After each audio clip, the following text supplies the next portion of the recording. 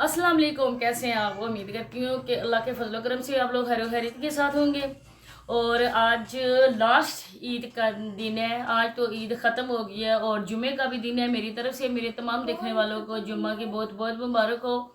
अल्लाह पाक से दुआ करते हैं कि हमारी इबादत को अल्लाह पाक अपनी बारगाह में कबूल मंजूर फरमाए, आमीन। और हर किसी मुसलमान की जायज़ ख्वाहिशात को अल्लाह पाक कबूल करे, आमीन सुम्मा आमीन।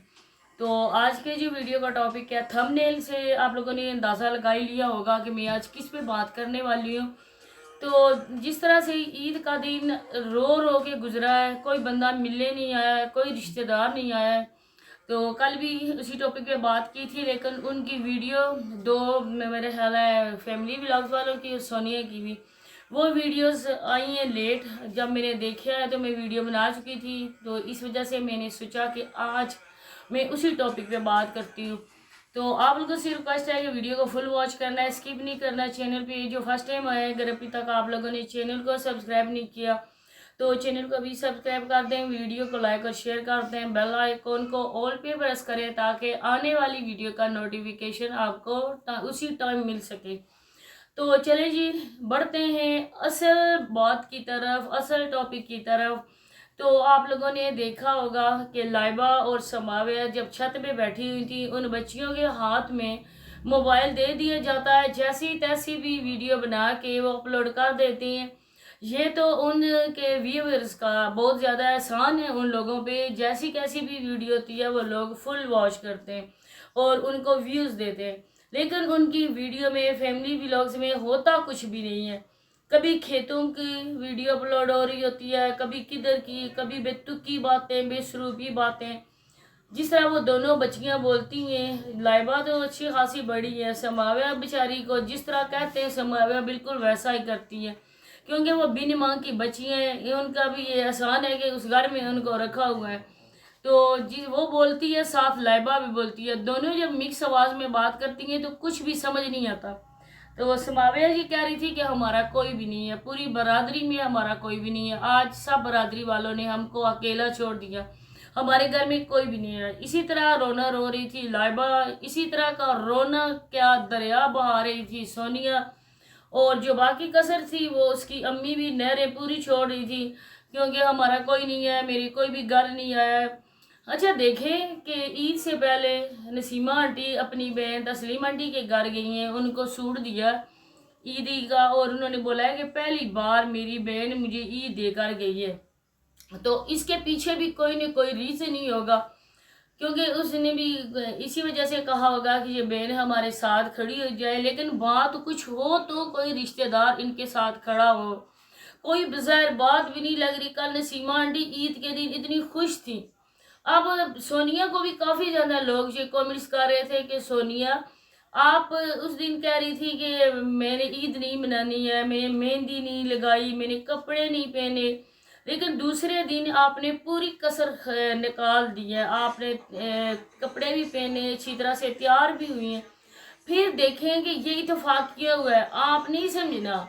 आप ये ना सोचना कि सोनिया और वसीम में सारा कुछ ठीक है, ये बुरी बात है, अच्छी बात नहीं है। इन लोगों के कपड़े इत्तेफाक के तौर पे एक जैसे हो गए हैं। देखें, ऐसी बात हो सकती है?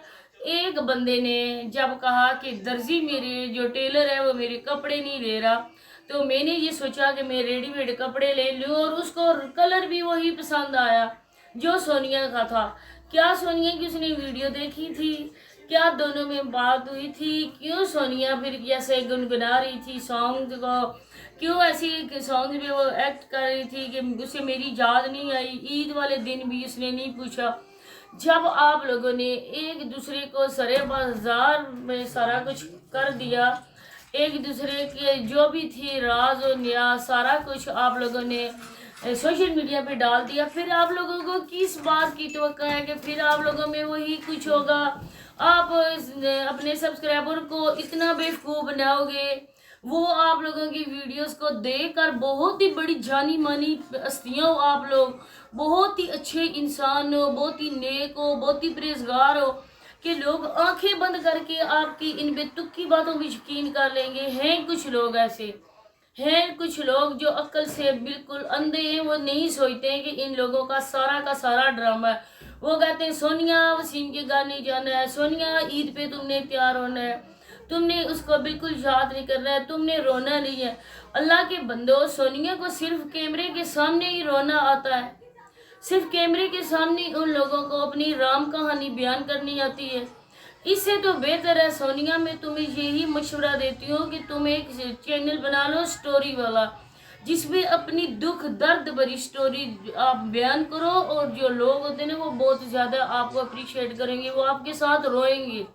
یہاں پہ آپ کا کچھ نہیں بننے والا، کیونکہ یہاں پہ ریئیکشن والے آپ کا ایک ایک پوائنٹ نوٹ کرتے ہیں اور وہ لوگوں کے سامنے رکھتے ہیں، کیونکہ آپ لوگ جھوٹے ہو، مکار ہو آپ لوگ۔